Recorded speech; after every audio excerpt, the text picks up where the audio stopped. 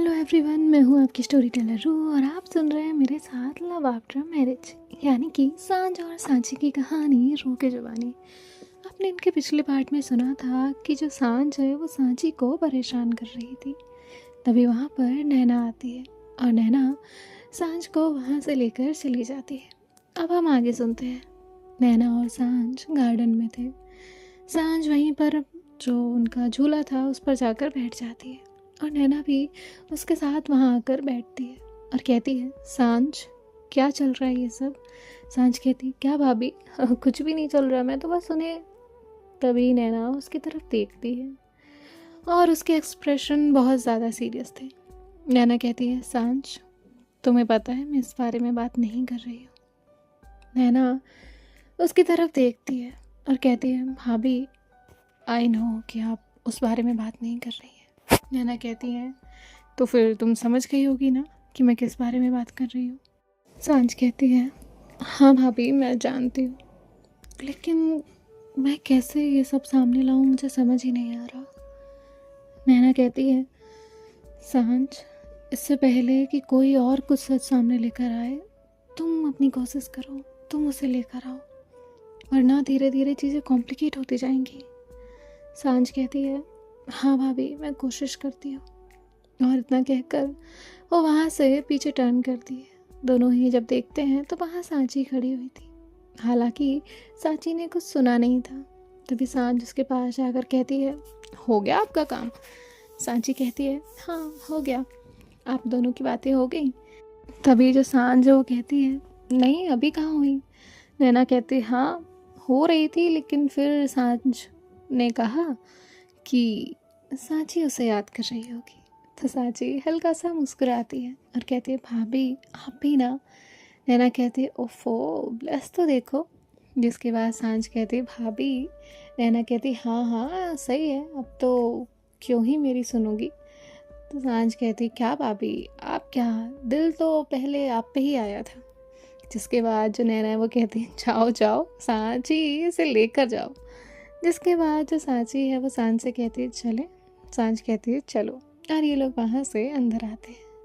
नैना अपने रूम में चली जाती है और सांझ और सांची अपने रूम में। सांझ सांची के साथ रूम में जाते ही उसे देखती है। सांझ जाकर डोर लॉक करती है और उसके बाद सांची को अपने साथ बेड पर बैठाती है। उसे कहती है, ब्यूटीफुल, बहुत प्यारी लग रही हो। वैसे सुबह आपने यही साड़ी पहनी थी। तो सांची उसे देखती है और कहती है, अच्छा कोई दूसरी पहनी थी क्या। तो सांझ जो है वो कहती है, पर मुझे लगा बहुत खूबसूरत लगती है आप, मैंने पहले कभी नहीं देखा आप इतनी खूबसूरत लगती है। तो सांची कहती है, अच्छा रोज़ देखती हैं आप मुझे। तभी जो सांझ है वो कहती है, नहीं भाभी के साथ थी तो 15-20 मिनट नहीं देखा ना, इसलिए जब दोबारा देखा तो मुझे फिर से आपसे प्यार हो गया। तो सांची मुस्कुराती है, उसके शोल्डर पे हल्का सा मारती है और कहती है, बस बहुत बातें बनानी आती हैं आपको। सांझ कहती है, अरे सच में बातें नहीं बना रही, सच बोल रही हूँ। You are so so so so beautiful and I love you. तभी जो सांची है वो मुस्कुराती है और कहती है, आई लव यू टू। और ये दोनों एक दूसरे को हक करते हैं और हक करने के बाद वो दोनों बेड पर बैठते हैं, कुछ बात कर रहे थे कि तभी नीचे से आवाज़ आती है, सांची। जैसे ये आवाज़ सांची के कानों में पड़ती है तो सांझ और सांची दोनों ही अलर्ट हो जाते हैं। सांझ उससे कहती है, आपको कोई आवाज़ आई क्या। सांची कहती है, हाँ। सांझ कहती है, आर्यन की ना। सांची कहती है, और ये दोनों ही दरवाज़ा खोलते हैं। सांझ जो है वो सांची से कहती है, आप यहीं रहिएगा। और इतना कहकर वो वहाँ से नीचे जाती है। नीचे जाने के बाद वो आर्यन की तरफ देखती है और कहती है, आप ड्रिंक करके आए हैं। अब आर्यन की आवाज़ कोई धीमी तो थी नहीं, तो बाकी सभी लोग भी अपने कमरे से बाहर आ गए थे। लेकिन सांझ आर्यन के सामने खड़ी थी, इसलिए सभी लोग वहीं रुके हुए थे। सांची भी वहाँ से उन्हें देख रही थी। सांची नीचे तो जाना चाहती थी, लेकिन सांझ उसे मना करके गई थी, इसलिए वो जा भी नहीं सकती थी। तभी जो आर्यन है वो कहता है, तुम्हारा प्रोफेशन तुमने बदल लिया है क्या? वकील हो गई हो, वो भी मेरी बीवी की। तभी सांझ की मुट्ठी बन जाती है। एक तो सांची को उसे उसकी वाइफ कहना बिल्कुल पसंद नहीं था, और ऊपर से अब तो वो उसकी वाइफ थी। तभी जो आर्यन है वो कहता है, सॉरी सॉरी, मेरी बीवी कहाँ है वो, तुम्हारी। तभी जो सांझ है वो कहती है, आर्यन तुम यहाँ ड्रिंक करके आए हो। आर्यन कहता है, आर्यन अब मैं भाई भी नहीं तेरा, कम से कम विद रिस्पेक्ट तो भाई बोल। सांझ उसे देखती है और कहती है, तुम्हें लगता है तुम्हें रिस्पेक्ट मिलनी चाहिए? आर्यन कहता है, वाह, वैसे मेरी पूजनी माताजी और पिताश्री कहाँ हैं? उन्हें नहीं लगता कि उन्हें अपनी बेटी के बारे में पता चलना चाहिए? उन्हें जानना चाहिए कि जैसे मैं वाइफ बनाकर लाया वो किसी और, उसने इतना बोला ही था कि तभी सांझ का हाथ उठ जाता है। वो सीधा एक थप्पड़ आर्यन को मारती है। पूरा घर शॉक था। आर्यन कहता है, सच थोड़ी बदलता है सांझ, सच नहीं बदलता। मुझे पता होता कि वो मुझे धोखा दे रही है तो मैं उसे धोखा देने देता। मुझे तो अभी पता चल रहा है कि मेरी बीवी थी नहीं, वो तो तुम्हारी, उसने इतना कहा ही था। तभी सांझ कहते, शट अप।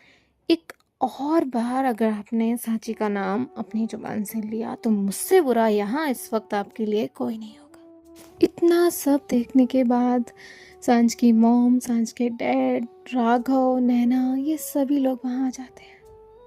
और सांची अब भी ऊपर खड़ी थी, उसकी आंखों में आंसू थे और वो नीचे आ रही थी।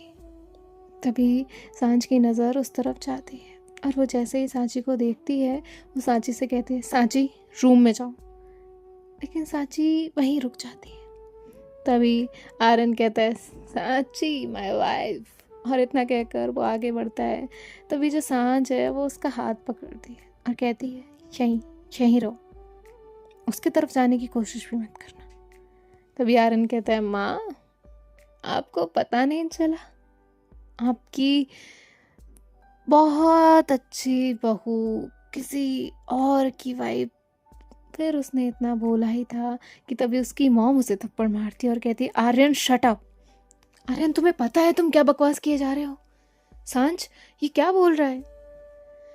सांझ पहले तो अपनी मॉम की तरफ देखती है, फिर नैना की तरफ देखती है, फिर राघव की तरफ देखती है, फिर आर्यन की तरफ देखती है, और फिर वो सीधा आर्यन का कॉलर पकड़ती है और उसे घर के बाहर लेकर जाने लगती है। आर्यन कहता है, मुझे कहाँ लेके जा रही है, हाथ छोड़। और ऐसे वो अपना कॉलर छुड़ाने की कोशिश करता है और वो धक्का देता है सांझ को। तभी जो राघव है वो सांझ के पास आकर खड़ा होता है। सांझ टेबल खड़ी होती है और पूरा फैमिली इन्हें देख रही थी। सांची को तो कुछ समझ ही नहीं आ रहा था। तभी जो आर्यन की मॉम है वो कहती है, सांझ बेटा रुको, वो नशे में है, वो कुछ भी बोल रहा है। सांझ कहती, माँ कुछ भी बोलेगा तो मैं सुन लूँ क्या? तभी जो आर्यन है वो कहता है, एक्टिंग कमाल की है तेरी, तुझे ना क्या कहना। वैसे अपनी ही भाई की बीवी को डेट करते हुए कैसा लगा सांझ? अच्छा लगा ना? कैसी है? मज़ा आया ना? जैसे ही उसने इतना बोला था सांझ के कदम रुके ही नहीं। उसने सबसे पहले आर्यन को मारना शुरू किया और उसे घर से धक्के देकर बाहर निकाला और कहा, आज से तुम इस घर में नहीं आओगे। आर्यन कहता है, जितना ये घर तेरा है उतना मेरा भी है। सांझ जो है वो बहुत गुस्से में थी। सांझ उसे मार भी सकती थी उस वक्त, और वो आगे बढ़ती है। तभी उसकी मॉम उसका हाथ पकड़ती है और कहती है, सांझ वो नशे में है बेटा, उसे जाने दो। आर्यन कहता है, माँ कल मैं आऊँगा। और इतना कहकर वो वहाँ से जाने लगता है। और इसके बाद जो सांझ है वो अंदर आती है। सांझ बहुत गुस्से में थी। सांझ सीधा अपने रूम की तरफ जाती है, वहाँ से अपनी कीज़ उठाती है और जाने लगती है। सांची उसके सामने खड़ी थी, फिर भी सांझ उसे एक बार भी नहीं देखती और वो उस तरफ जाने लगती है। दरवाजे से बाहर निकली थी कि तभी उसकी मॉम ने कहा, सांझ बेटा प्लीज़ कहीं मत जाओ, प्लीज़ यहीं रुको।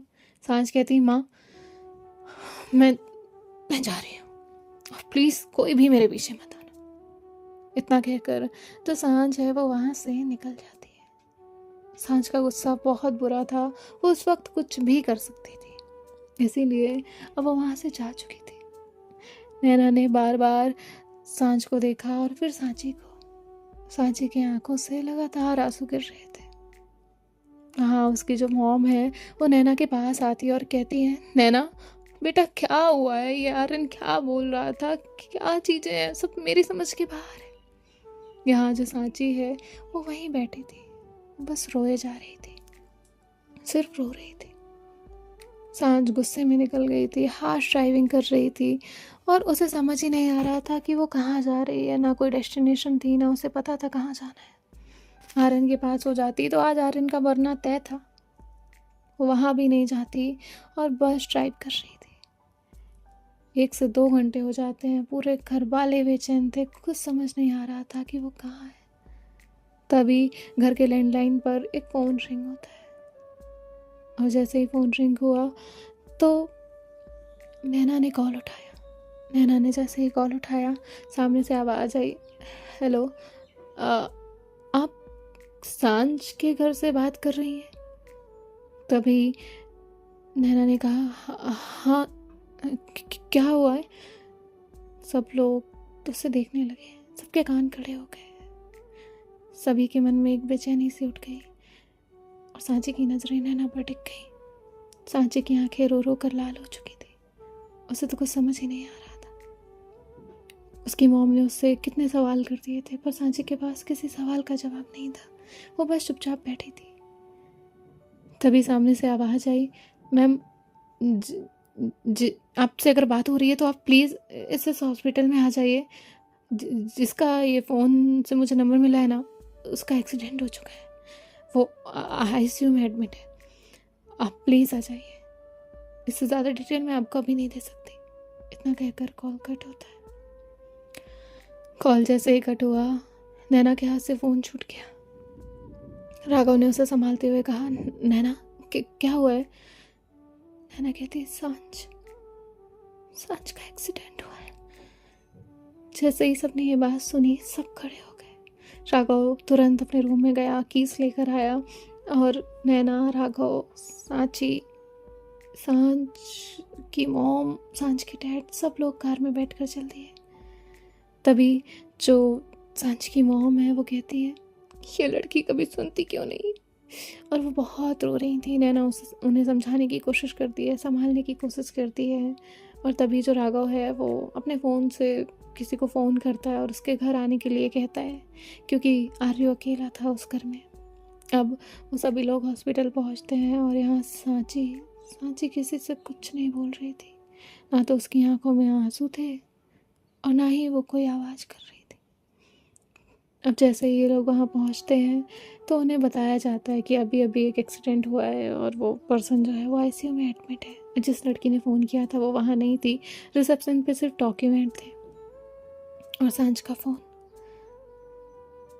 सांची उस तरफ गई, तभी जो सांझ की मॉम है वो वहाँ जाकर खड़ी हो गई। उन्होंने कहा, तुम यहाँ क्या कर रही हो, तुम जाओ यहाँ से। नैना कहती है, माँ। तभी वो कहती है, नैना तुम चुप रहो, सब इसकी वजह से हो रहा है, मेरे दोनों बच्चे आज मुझसे दूर हैं, सिर्फ इसकी वजह से। यहाँ जो सांची है वो तो कुछ प्रोसेस ही नहीं कर पा रही थी। अभी कुछ पल पहले तो सांझ उसके साथ थी, कुछ पल पहले तो ये दोनों एक दूसरे के साथ हंस रहे थे, मुस्कुरा रहे थे, बात कर रहे थे और सडन इस तरह से हो जाना, वो अपने होश में ही नहीं थे। राघव ने जैसे तैसे अपनी मॉम को कंट्रोल किया। डॉक्टर बाहर आए और कहा, ओ नेगेटिव चाहिए। तभी सभी लोग इधर उधर देखने लगते हैं, किसी का ओ नेगेटिव नहीं था। ब्लड बैंक में पूछा जाता है, ओ नेगेटिव नहीं था। कैंपेन चलाए जाते हैं, तुरंत हर ग्रुप में हर जगह नोटिफिकेशन पहुंच जाती है, किसी के पास ओ नेगेटिव नहीं था। तभी एक लड़की वहाँ आती है उसके फेस पे मार्क्स था। वो कहती है मेरा ब्लड ओ नेगेटिव है। नैना कहती है आप कौन? तभी वो कहती है मैं ही इन्हें यहाँ लेकर आई थी, मेरा ब्लड ओ नेगेटिव है। तो नैना कहती है आप प्लीज़ मदद कर सकती हैं क्या? वो कहती है हाँ।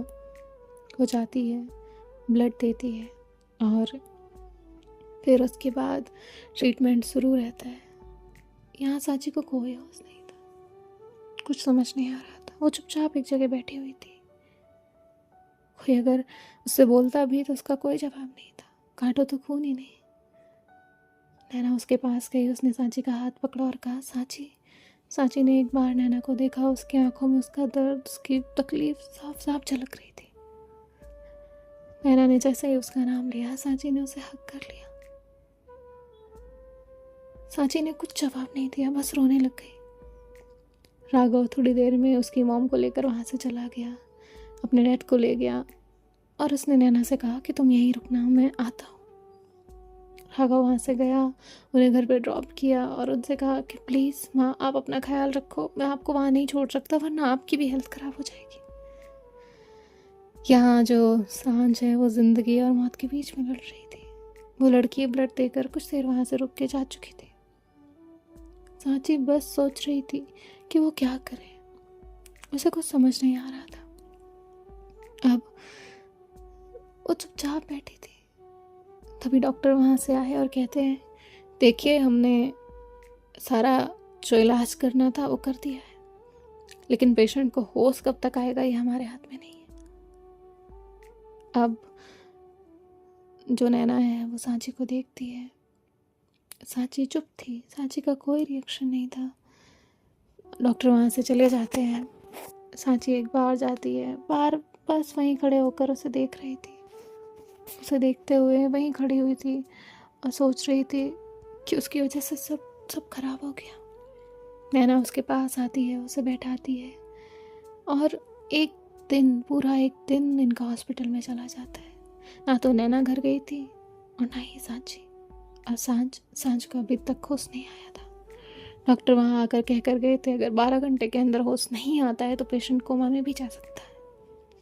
और यहाँ सांची की हालत ख़राब हो रही थी। नैना उसे समझाती है कुछ खा लो, कुछ पी लो, लेकिन नहीं, वो मानने ही नहीं तैयार थी। यहाँ जो सांझ की मॉम है वो आ चुकी थी और वो भी अब सांची की कंडीशन देख रही थी। वो भी सांची को देख रही थी। उन्हें क्या हुआ था, क्या चल रहा है इनके बीच, ये समझ नहीं आया था, पर इतना समझ आ गया था कि सांझ सांची के लिए बहुत मायने रखती है। लेकिन उनकी बेटी का दर्द उनके लिए ज़्यादा था, इसलिए वो सांची से ना तो बात कर रही थी और ब्लेम किया था उन्होंने, वो तो अलग ही था। डॉक्टर आते हैं और चेक करके जाते हैं। कुछ देर बाद वो बताते हैं कि आप मिल सकते हैं, जा सकते हैं, लेकिन अभी उसे होश नहीं आया है। तो प्लीज़ कोई भी बात ऐसी मत करिएगा जो उनका माइंड अगर सुन रहा है तो वो उस पर उन्हें तकलीफ़ हो। सांझ की मॉम जाती है, नैना जाती है।